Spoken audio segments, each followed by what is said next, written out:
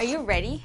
What? Yeah. Give me 10 minutes. I'm in this like battle with Reptile. It's real close. 10 more minutes? Yeah. We've been waiting for you for like half an hour. And what's the problem? You can't goof around anymore. Oh, yeah. I'm the new producer. I'm not Ariel, your friend.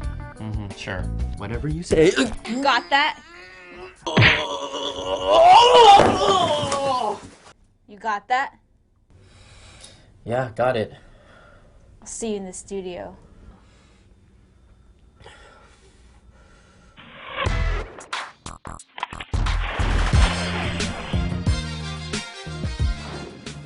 What's going on? Brian Tong here, and welcome to the Apple Buy for all the good and bad inside the world of Apple.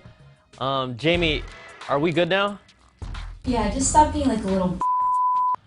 All right, well, guys, it's rumors galore. Plus, we'll reveal the winners of our Griffin Stylus Pen Laser Thingamabob giveaway. Now, let's get to the stories. And what would our show be without a new report from Digitimes that says their supply chain sources tell them Pegatron Technology has landed orders for assembling the 6th generation iPhone that won't be called the iPhone 6, and they report it's planning to launch in September.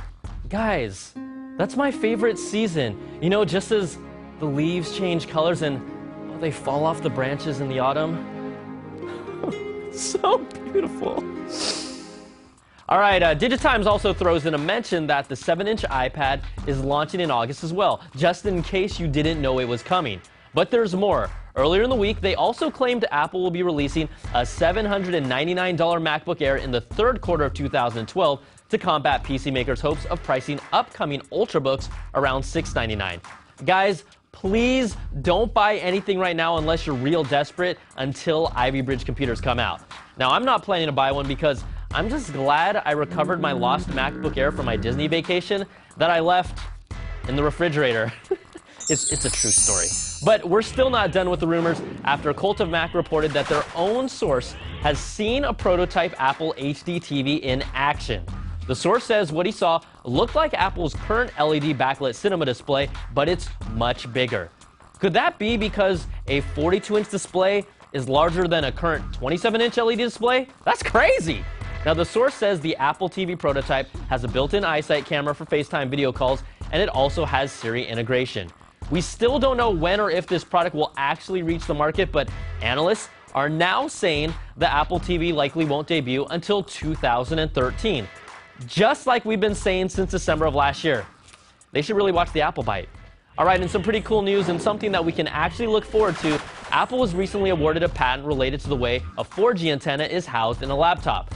Get ready for the MacBook 4G in the future, and there's real evidence to back this up.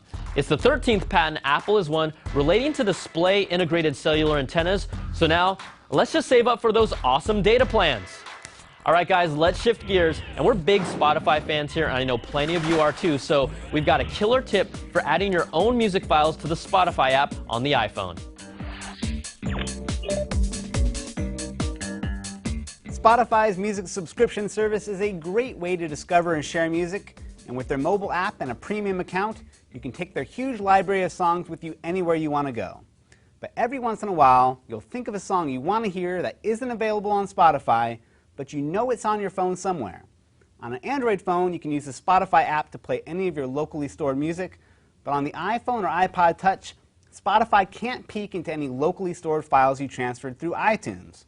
But with a little extra work, you can meld your music collection into the Spotify app and leave the iPhone stock music app behind. For the first step, open up Spotify on your computer and check to see that you have a premium account by going to your name and clicking Account. You'll see the account status here. If you don't have a premium account and you really want this feature, now's the time to upgrade. Next, head over to your local files. This is going to show you all the files on your computer that you can sync over to the Spotify app. There's a total at the top, and if it seems a little off, go into the Preferences menu and make sure that the folder where you keep your music is included on the local files checklist. I had my iTunes music folder in a location other than the default one, so I had to add it manually. Now here's where the magic happens. Make sure that both your iPhone and your computer are connected to the same Wi-Fi network. Open up the Spotify app on your phone, and you should see it pop up under the Devices here on your computer's Spotify app. From this view, you can tell Spotify to transfer your entire music collection or individually select which playlist to sync over. Spotify will now sync your files over Wi-Fi, and you'll see a running tally of how much space is available on your phone at the top. Once transferred, you'll see your tracks pop up under the local files listing on your phone, and now all of your favorite songs are all available in one place, and you can listen to them here without having to leave the app. All right, good stuff there, Donald. Because I'm saved by the bell. Yeah. Not funny, guys. All right, more stories, and I'm sure almost every single one of you bought an iPod between 2006 and 2009. Well, you're now part of a class action lawsuit against Apple after Thomas Slattery filed suit in 2005 claiming Apple was violating antitrust legislation by forcing users to only purchase music through iTunes and preventing the playback of songs purchased from real networks. Now, you'll be notified you're part of the class action suit. You don't have to do anything, but you'll probably end up only getting $10 out of it, which you'll use to buy an iTunes gift card. All right, to the quick bites. The Big A released iOS 5.1.1 with bug fixes for that cruddy network switching on the iPad.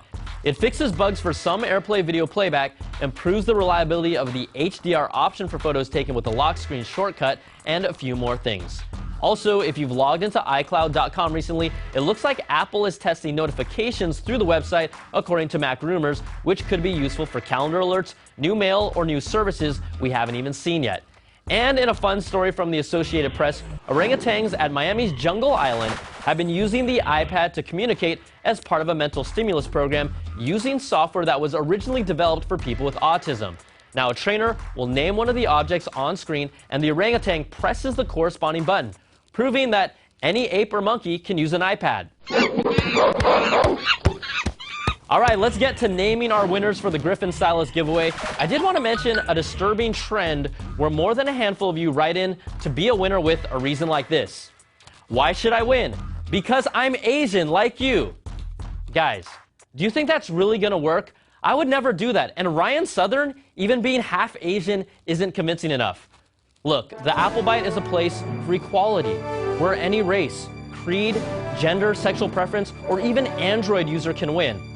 So let's announce our winners.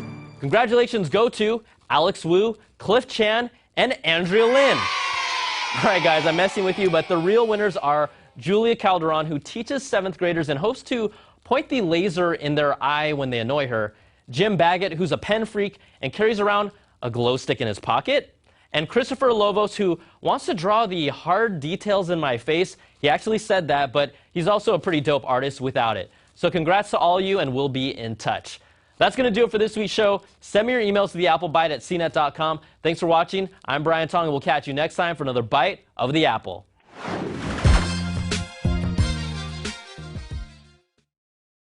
Oh, look at this. Look at you. Jim, help me out. What happened to you? Oh! Hope it didn't hurt too much.